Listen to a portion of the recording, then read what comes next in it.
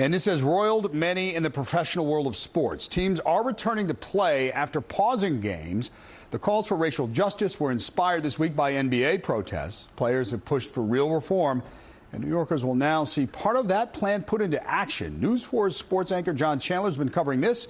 He's in the newsroom to tell us more. John? Well, David, this is pretty big news. Madison Square Garden says it will be used as a polling site for the 2020 election this fall. The city's Board of Elections says the home of the Knicks and Rangers will be an early vote and Election Day poll site serving some 60,000 eligible voters. This is a result of action NBA players have pushed for. As part of their restart agreement, the players and the NBA jointly announced the effort to work with local officials in cities where teams own and control arenas to try and open them up for voters for this year's election. The NBA also announcing this afternoon it will establish a social justice coalition. Now, players would not return to the court after this pause without some sort of plan for these initiatives. LeBron James in particular making that clear. And now they feel with these plans in place, they are satisfied to get back to playing basketball games and playoff games in particular. They will start up again, tipping on Saturday. Major League Baseball also returning to play. Jackie Robinson Day today, so the number 42 is prominent in parks throughout the country. It will be worn in honor of the man who broke baseball's color barrier.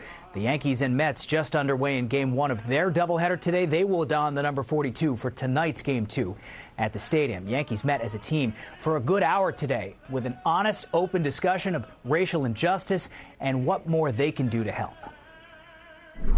It's not a time to just shut up and swing, shut up and dribble. This isn't that time. This is time to take reality for what it is and start helping to make a damn change, because this is unacceptable, what's been going on. Powerful words there from Yankee slugger Giancarlo Stanton. And in hockey, the Stanley Cup playoffs will also resume play on Saturday. That means the Islanders and Flyers will finally play Game 3, 7 o'clock tomorrow night after pausing for protest over the last 2 days. David, that Madison Square Garden eligible for a polling site for the election, that is big news and something the NBA players really adamantly pushed for. I would imagine the NBA local officials working with Barclays Center and the Brooklyn Nets as well to make that a possibility, but no word on that just yet. And, John, we'll see how it played out the rest of the country as well. Thank you, John Chandler, in our newsroom.